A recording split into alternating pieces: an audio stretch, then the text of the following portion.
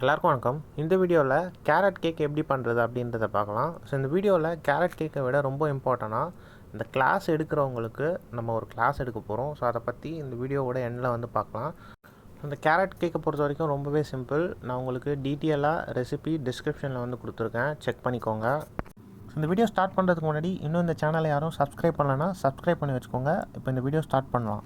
So இந்த carrot cake ரொம்ப simple. இதுக்கு யூஸ் பண்ணக்கூடிய இன்க்ரீடியண்ட்டும் ரொம்ப சிம்பிளான இன்க்ரீடியன்ட் தான். ஸோ பேசிக் கேக் பண்ணுற மாதிரி தான் பண்ண போகிறோம். ஸோ இப்போ வந்து ஃபஸ்ட்டு ஸ்டெப் வந்து ஃப்ரெஷ் கேரட் எடுத்துக்கோங்க. ஃப்ரெஷ் கேரட் எடுத்து நல்லா வாஷ் பண்ணிவிட்டு அவுட் சைடெலாம் நல்லா பீல் பண்ணிவிட்டு இந்த மாதிரி கிரேட் பண்ணிக்கோங்க. முடிஞ்ச அளவுக்கு சின்ன கிரேடர் இருந்தால் அதில் வந்து கிரேட் பண்ணிக்கோங்க. ஃபைனாக இருந்தால் கொஞ்சம் நல்லாவே பேக் ஆகும். ஸோ இப்போ இன்னொரு பவுலில் எக் அண்ட் சுகர் வந்து ஆட் பண்ணிக்கோங்க. நீங்கள் எக் அண்ட் சுகர் நல்லா வந்து பீட் பண்ணி ஃப்ளஃபியாக வரணும்னு அவசியம் இல்லை. ஜஸ்ட்டு இந்த சுகர் வந்து எக்கில் வந்து நல்லா கரைஞ்சாலே போதும். ஸோ எக் அண்ட் சுகர் நீங்கள் கொஞ்சம் நேரம் மிக்ஸ் பண்ணதுக்கப்புறமா கேரட் வந்து ஆட் பண்ணிக்கோங்க. கேரட் ஆட் பண்ணதுக்கப்புறமா கேரட்லேருந்து வந்து நல்ல ஒரு மாய்ஸ்சர் வரும். ஸோ அதுவே வந்து என்ன ஆகும்னா இந்த சுகரை வந்து நல்லா கரைச்சிரும். ஸோ அதனால் எக்லேயே வந்து ரொம்ப நேரம் மிக்ஸ் பண்ணிகிட்டு இருக்கணும்னு அவசியம் இல்லை. ஸோ கேரட்டில் இந்த மாதிரி ஒரு மாதிரி தண்ணி மாதிரி வரும், அதுவே வந்து நமக்கு போதும். சுகர் வந்து நல்லா வந்து கரைஞ்சிரும். இப்போ வந்து ட்ரை இன்க்ரீடியன்ட்ஸ் ஆட் பண்ணிக்கலாம். நான் வந்து பார்த்திங்கன்னா சினமன் பவுடர் ஆட் பண்ணியிருக்கேன் ஃப்ளேவருக்காக. உங்களுக்கு வெனிலா எசன்ஸ் வேணும்னாலும் நீங்கள் எக்கோட ஸ்மெல் டாமினேட் பண்ணுறதுக்கு உங்களுக்கு வெனிலா எசன்ஸ் வேணும்னா நீங்கள் ஆட் பண்ணிக்கோங்க. Essence or extract anything. Flower add பண்ணதுக்கப்புறமா நீங்கள் வந்து ஜஸ்ட் இதை கம்பைன் பண்ணால் போதும். ஓவர் மிக்ஸ் பண்ணணும்னு அவசியம் இல்லை, ஜஸ்ட்டு கம்பைன் பண்ணிக்கோங்க. ஸோ இப்போ வந்து பட்டர் ஆட் பண்ண போகிறோம். பட்டர் வந்து நல்லா இந்த மாதிரி மெல்ட் பண்ணிக்கோங்க. ரொம்ப ஹீட் இருக்கக்கூடாது. மெல்ட் பண்ணி கொஞ்சம் ரூம் டெம்பரேச்சருக்கு வந்ததுக்கப்புறமா இந்த அன்சால்டட் பட்டரை நீங்கள் வந்து ஆட் பண்ணிக்கோங்க. உங்களுக்கு ஆயில் வேணும்னா ஆயில் ஆட் பண்ணிக்கோங்க. ஆக்சுவலாக ஆயில் ஆட் பண்ணால் தான் கேக் இன்னும் நல்லா மாய்ஸ்சராக இருக்கும். இல்லைனா நீங்கள் 1:1 ஆயில் ஆர் அன்சால்டட் பட்டர் அந்த மாதிரி கூட ஆட் பண்ணிக்கோங்க. ஏன்னா பட்டர் ஆட் பண்ணிங்கன்னா உங்களுக்கு இன்ஸ்டண்ட்டாக சாப்பிட்றப்போ ரொம்பவே நல்லாயிருக்கும். கொஞ்சம் நேரம் ஆச்சுன்னா கொஞ்சம் ஹார்ட் ஆகும். ஸோ அதுக்காக தான் உங்களோட ஆப்ஷன் தான் இது. நீங்கள் எது வேணாலும் நீங்கள் ஆட் பண்ணி ட்ரை பண்ணி பாருங்கள். நான் வந்து இதை கேக் மாதிரி பண்ணுறேன். ஸோ அதனால் ஒரு 750 கிராம் கேக் மோல்டு எடுத்து நான் வந்து ஒவ்வொரு லேயராக வந்து ஆட் பண்ணியிருக்கேன். நீங்கள் வந்து இதை ப்ரௌனி மாதிரியே பண்ணிக்கோங்க. இது வந்து பெருசாக கேக் மாதிரி இல்லை ப்ரெட் லோஃப் மாதிரி அந்த மாதிரி ட்ரை கேக் மாதிரி பண்ண போகிறீங்கன்னா பேக் ஆகிறதுக்கு ரொம்பவே கஷ்டப்படும். கோரில் வந்து பேக் ஆகாது. ஸோ அதனால் வந்து உங்களுக்கு ஃபுட் பாய்சன் ஆகும். அதனால் நீங்கள் இதை ப்ரௌனி மாதிரியே பண்ணிக்கோங்க. இல்லைனா இந்த மாதிரி ஒவ்வொரு லேயராக வந்து பேக் பண்ணி நீங்கள் வந்து கேக் மாதிரியும் பண்ணலாம். இது வந்து உங்களோட ஆப்ஷன். ஸோ இந்த கேக் பண்ணுறது ரொம்பவே சிம்பிள். நான் ஃபுல் போர்ஷனும் வந்து உங்களுக்கு ட்ரை இன்க்ரீடியன்ட்ஸ் எல்லாமே வந்து டிஸ்கிரிப்ஷனில் கொடுத்துருக்கேன். ஸோ நான் என்ன போர்ஷன் இப்போ பண்ணுறேனோ அதுவும் வந்து டிஸ்கிரிப்ஷனில் கொடுத்துருக்கேன். நீங்கள் கரெக்டாக செக் பண்ணி அதை வந்து கரெக்டாக எக்ஸாக்ட் மெஷர்மெண்ட் போட்டு பண்ணுங்கள். ஸோ ரொம்ப கம்மி குவான்டிட்டிலாம் பண்ணுறீங்கன்னா பேக்கிங் சோடா ஒரு 2 பிஞ்ச் கூட அதிகமாக போட்டுக்கோங்க. ஏன்னா கரெக்டாக பெரிய போர்ஷனுக்கே வந்து பார்த்திங்கன்னா நமக்கு 1 கிராம் தான் வருது. ஸோ நான் என்ன போர்ஷன் பண்ணியிருக்கேனோ அதுக்கும் நான் வந்து ரெசிபி உங்களுக்கு டிஸ்கிரிப்ஷனில் கொடுத்துருக்கேன்.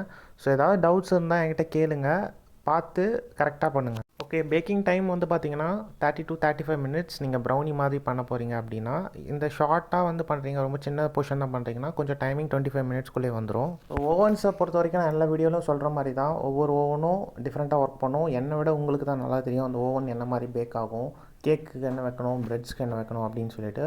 ஸோ அதுக்கேற்ற மாதிரி நீங்கள் பார்த்து மேனேஜ் பண்ணி பேக் பண்ணிக்கோங்க. இது டெக் ஓவனுக்கு இந்த டைமிங் நான் சொல்லியிருக்கிறது.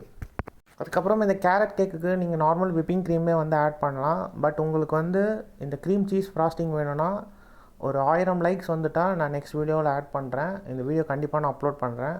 ஸோ கண்டிப்பாக எனக்கு இதுக்கு 1000 வியூஸ் கூட வராதுன்னு தெரியும். ஸோ லைக்ஸ் வந்து கண்டிப்பாக போட மாட்டீங்கன்னு எனக்கு தெரியும். ஸோ இருந்தாலும் நான் வந்து நெக்ஸ்ட்டு வீடியோவில் இதை வந்து தெளிவாக சொல்கிறேன். இது வந்து ரொம்ப சிம்பிள் தான். இங்கே எல்லாேருக்கும் ரொம்ப கன்வீனியண்ட்டாக இருக்க மாதிரி, டேஸ்ட்டும் நல்லா இருக்க மாதிரி இந்த ரெசிபி இருக்கும். நான் நெக்ஸ்ட் வீக்குள்ளே நான் வந்து இதை அப்லோட் பண்ணிடுறேன். கண்டிப்பாக பார்த்து தெரிஞ்சுக்கோங்க. ஏன்னா இந்த க்ரீம் சீஸ் ஃப்ராஸ்டிங் வந்து நீங்கள் கையில் வச்சுக்கோங்க ரெசிபி. இதை வச்சு தான் நம்ம அப்கமிங் வீடியோஸில் ஒரு சில விஷயம்லாம் பண்ண போகிறோம். அது உங்கள் எல்லாேருக்கும் ரொம்ப பெனிஃபிட்டாக இருக்கும். ஸோ அதை பற்றிலாம் நம்ம பொறுமையாக பார்க்கலாம். ஸோ இந்த வீடியோவில் இதை கேரட் கேக்கை பற்றி சொல்ல வேண்டியது எல்லாமே ஆல்மோஸ்ட் சொல்லிட்டேன். நான் வந்து தின் லேயராக பண்ணியிருக்கேன். ஸோ அதனால் வந்து நான் ஃபுல்லாகவே வந்து ஃபினிஷ் பண்ணிவிட்டு 4 லேயர்ஸ் ஆஃப் ஸ்பாஞ்ச் மாதிரி கேரட் கேக்கை வச்சு நான் பண்ணியிருக்கேன். இதே மாதிரி பண்ணாலும் சரி, நீங்கள் நார்மலாக நீங்கள் ப்ரௌனி மாதிரி பண்ணி அதுக்கு மேலே நம்ம ட்ரஃபுல் வந்து லைன் பண்ணி ஒரு மாதிரி சேல்ஸ் பண்ணுவோம். ஸோ அந்த மாதிரி பண்ணி கூட நீங்கள் சேல்ஸ் பண்ணலாம். ஸோ இப்போ நான் பண்ணிகிட்ருக்க மாதிரி நீங்கள் வந்து பைப்பிங் பண்ணி கூட இந்த கேரட் கேக்கு அந்த லுக்கு வந்து நல்லாயிருக்கும். லைட்டாக இந்த whipping cream or cream cheese frosting next week போட்டுருவோம். அதில் வந்து நீங்கள் ஜஸ்ட்டு ஃபுட் கலர் ஆட் பண்ணி கூட இந்த மாதிரி கேரட் கேக்கோட லுக் கொண்டு வரலாம். ஸோ அது எப்படியோ நீங்கள் பார்த்து பண்ணிக்கோங்க. ஓகே, இப்போ வந்து நான் ஒரு விஷயம் பற்றி சொல்கிறேன்னு சொல்லியிருந்தேன். என்னென்னா மெயினாக நிறைய பேர் வந்து பேக்கிங் கிளாஸ் எடுக்கிறீங்க. ஸோ இந்த மாதிரி ஃபாண்டன் கிளாஸும் எடுக்கிறீங்க. நானும் ஒரு 4-5 வருஷமாக பார்க்குறேன். விப்பிங் க்ரீம் ஐசிங் பண்ணி ஒரு ஃபாண்டன் கிளாஸ் எடுக்கிறீங்க. ஆக்சுவலாக ஃபாண்டன் பண்ணுறதுக்கு உங்களுக்கு பட்டர் ஐசிங் பண்ணணும். பட்டர் ஐசிங் பண்ணிங்கன்னா தான் உங்கள் கையிலே வந்து நீங்கள் தொட்டாலும் பட்டர் ஐசிங் வந்து ஒட்டாது. ஸோ நல்ல டெம்பரேச்சர் இன்க்ரீஸ் ஆகிடுச்சுன்னா விப்பிங் க்ரீம் மாதிரி உங்களுக்கு பட்டர் க்ரீம் வந்து சாஃப்டாக இருக்காது. அது வந்து கொஞ்சம் ஹார்டாகும். அப்போ வந்து நம்ம ஃபாண்டன் வந்து ப்ளேஸ் பண்ணுறதுனால ஃபினிஷிங் ரொம்பவே நல்லாயிருக்கும். நானும் பார்க்குறேன். ஸோ வருஷக்கணக்காக நானும் பார்க்குறேன். அவங்க டெவலப் பண்ணுற மாதிரியே தெரியல. இந்த மாதிரி நிறைய பேர் பண்ணுறாங்க. நான் ஒருத்தரோ 2 பேரையோ நான் யாரையுமே பாயிண்ட் பண்ணல. எனக்கு என்னென்னா இதுக்கப்புறமாவது நீங்கள் ஒழுங்காக வந்து வரவங்களுக்கு சொல்லிக் கொடுப்பீங்க அப்படின்னு நம்புகிறேன் நான். ஏன்னா ஒரு டீச்சரே வந்து தப்பாக சொல்லிக் கொடுக்குறது அது ரொம்ப பெரிய ஆபத்தான விஷயம். ஏன்னா கற்றுக்கிட்டு போகிறவங்களும் இப்போலாம் எல்லோரும் பேக்கிங் கிளாஸஸ் எடுக்கிறாங்க. ஸோ அவங்க எத்தனை பேருக்கு சொல்லிக் கொடுத்தா அது எத்தனை பேர் தப்பாக ஃபாலோ பண்ணுவாங்க. ஸோ அதனால தான் நான் இது வந்து சொல்கிறேன். நீங்கள் பட்டர் ஐசிங் பண்ணி ஃபாண்டன் பண்ணி பாருங்கள். யாராக இருந்தாலும் சரி, அது வந்து ஃபினிஷிங் ரொம்பவே நல்லா வரும். ஸோ அதுதான் வந்து நான் சொல்லணும்னு நினச்சேன். ஏன்னா ரூரல் ஏரியாவிலேருந்து சென்னைக்கு வந்து ஒருத்தவங்க கிளாஸ் கற்றுக்குறாங்கன்னா சாதாரண விஷயம் கிடையாது. ஸோ அவங்களோட லைஃப்பில் ஒரு க்ரூஷியலான மூமெண்ட் அது.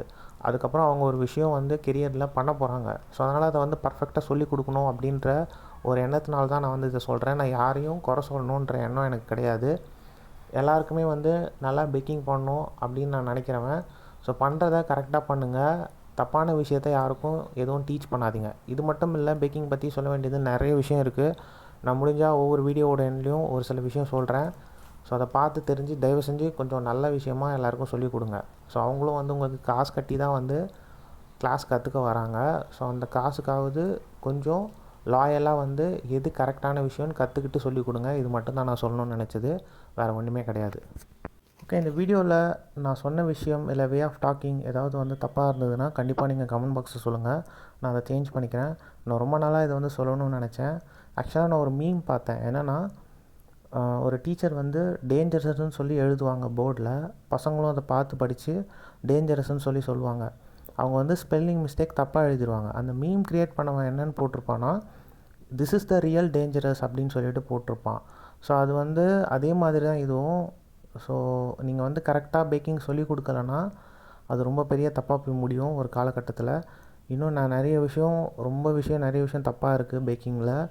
ஸோ சொல்லித்தரவங்களும் சரி, அதை ஃபாலோ பண்ணி பண்ணுறவங்களும் சரி, அதெல்லாம் நான் பொறுமையாக சொல்கிறேன். உங்களுக்கு இதை பற்றி ஏதாவது சொல்லணும்னு நினச்சிங்கன்னா கமெண்ட் பாக்ஸில் சொல்லுங்கள். தேங்க்யூ. நெக்ஸ்ட் வீடியோ நான் 1 வீக்குள்ளே cream cheese frosting video upload பண்ணிடுறேன். தேங்க்ஸ் ஃபார் வாட்சிங். தேங்க்யூ.